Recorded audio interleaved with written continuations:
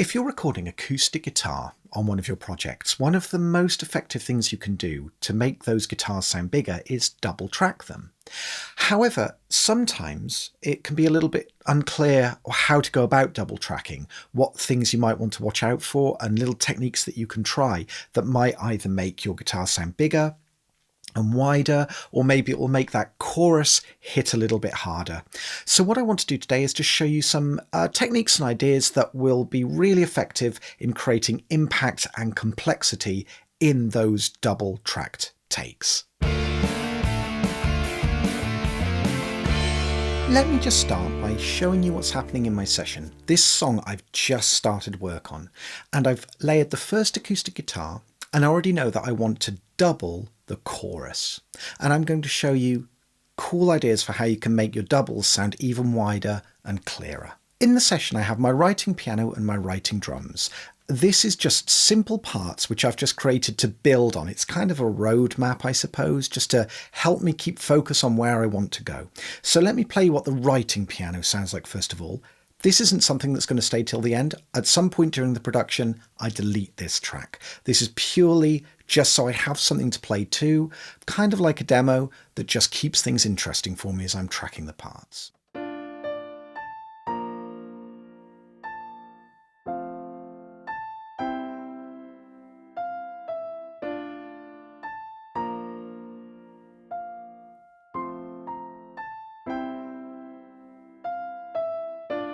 Really simple chords and melody just gives me something to focus on. Oftentimes the melody changes as I move through the production, and I take the melody over to another instrument to play the melody on that instrument. Sometimes I'll change it, but it's a great starting point. And again, the drums, exactly the same thing. I want to feel a rhythm to play to the acoustic guitar rather than have a click track. A click track is perfectly fine to play to, but if you're writing on your own, it's a lot of fun to play to something that actually sounds like music. This is what the writing drums sounds like.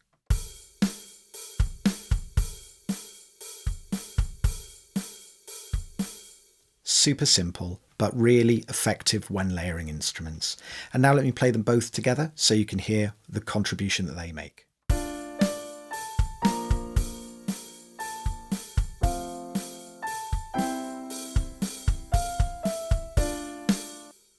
You get the idea. And the first instrument I've layered is the acoustic guitar. So this acoustic guitar will stay. This is my final acoustic guitar one, because I'm probably going to have quite a few more acoustic guitars by the time this track has ended. But initially, great start. I will show you just a little bit of the verse and a little bit of the chorus so you can hear what this acoustic guitar is doing already. This acoustic guitar is a ribbon microphone. That's the Royer R10, placed quite close to the acoustic guitar to give a nice earthy, woody kind of a sound. This is how it sounds with the writing piano and drums.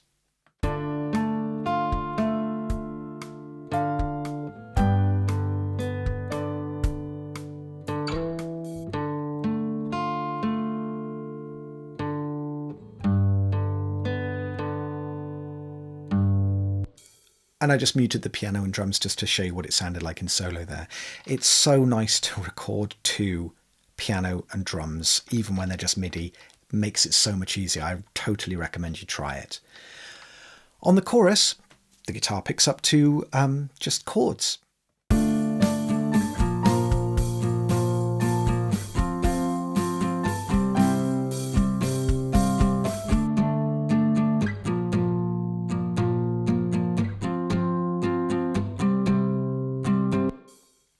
Really nice warm ribbon sound.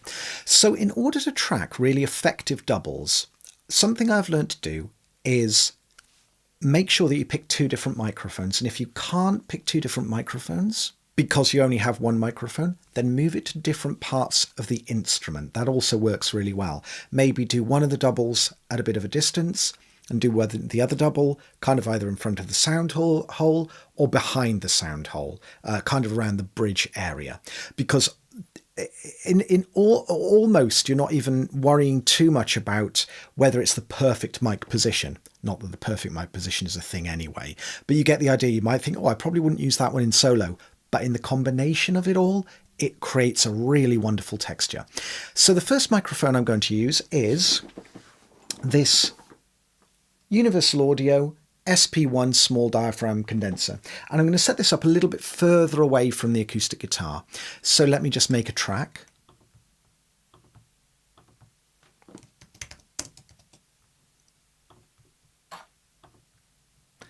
Colour it and record arm. And I'm going to use an SSL channel strip in my unison slot in Luna because I have an Apollo system. So this is now changed my microphone preamp impedance so it looks like a solid state logic SSL 4000E preamp. And I am going to also engage some compression as well. For tracking, I generally start at 2:1, around 300 milliseconds, and then I'll adjust the threshold. I'm also going to choose a fast attack as well. So now let me set that recording up. So I'm just going to grab the guitar, play a little bit, get the levels right, and then we'll actually record this double. Okay, we're all good to go. I've set it up so we've got a little bit of compression happening. You'll be able to see the compression here. And I am just going to record exactly the same part as is on the chorus, and this will be probably for the left side of our left, centre, right panning system for doubling. Let's record it and see what happens.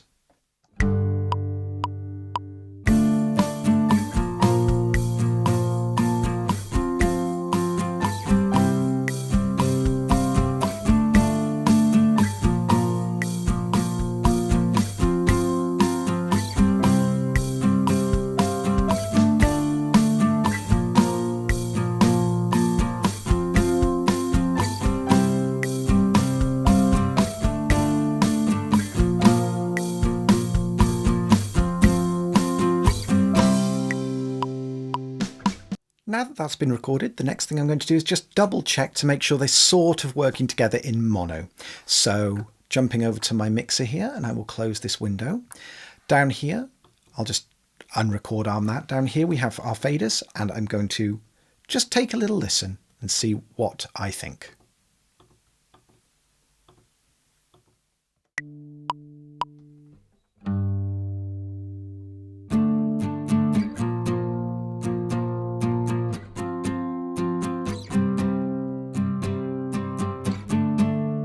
That's sounding pretty tight. Let's pan them hard left and hard right.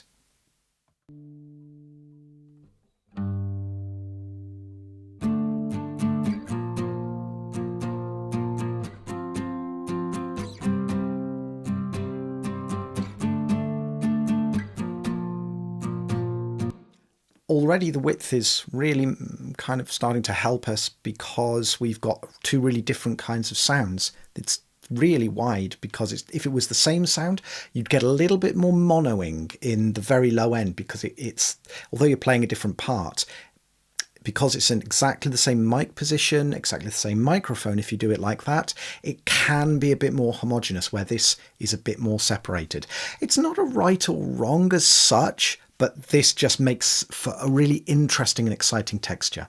Now let's go and record the next part, which is actually going to be a dynamic. So for this, I'm going to use the Universal Audio SD1, which is this mic here. And it's a kind of a bit of a similar thing to the Shure SM7B, but it's got its own voicing. It's their take on that kind of microphone. So I'm going to use this to record a double on the right hand side. Then I'll have three parts, one in the center and two supporting doubles to make this chorus just seem a little bit bigger. All right, we're good to go. I'm just going to hit record and we're going to record the other double.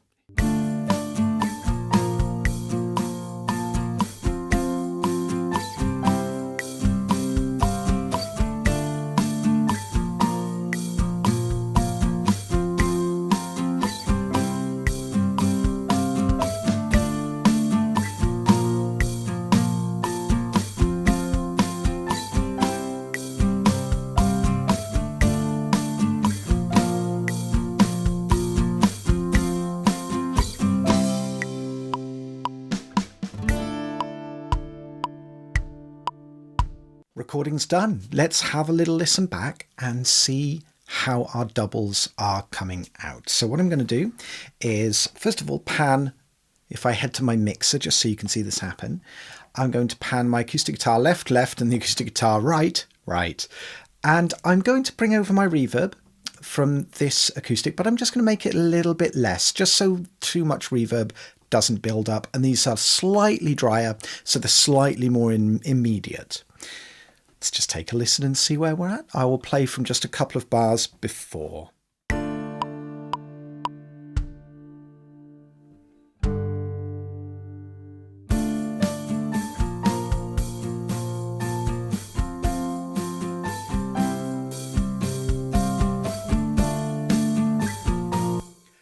And I was just adjusting the volume levels very slightly. If I go over to my mixer, you will see, if I pop this open so it's a bit taller, you will see that it's quite a bit lower than the main guitar. And that's what I love to do when I'm kind of keeping a mono guitar with supporting left and right. Sometimes you can take the mono guitar out and just have two left and right. That also works really well. But in this case, and more recently, I've been a fan of keeping a mono center guitar with left and right in there as well. So let's have a listen again from just before and listen to those guitars come in.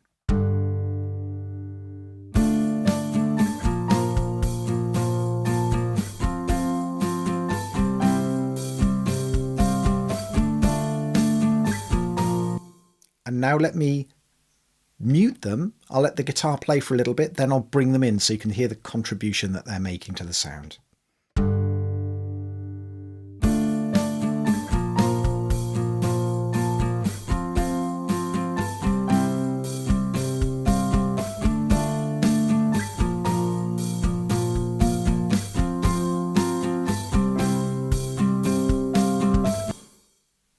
Cool, right? It works really well. Those different microphones just help spread that sound out even more, and we're just getting this expansive chorus effect. Now let me play them to you in solo.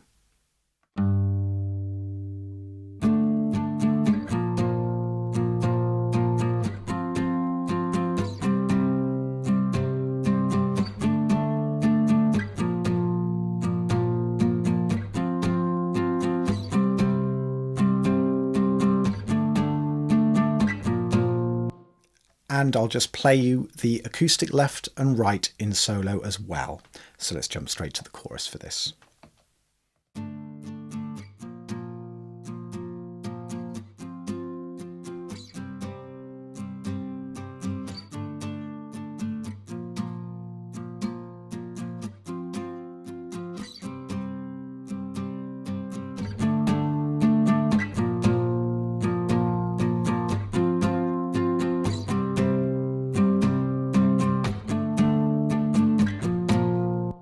And I brought back our original ribbon recording of the acoustic guitar in the center on the second part as well, so you could really compare.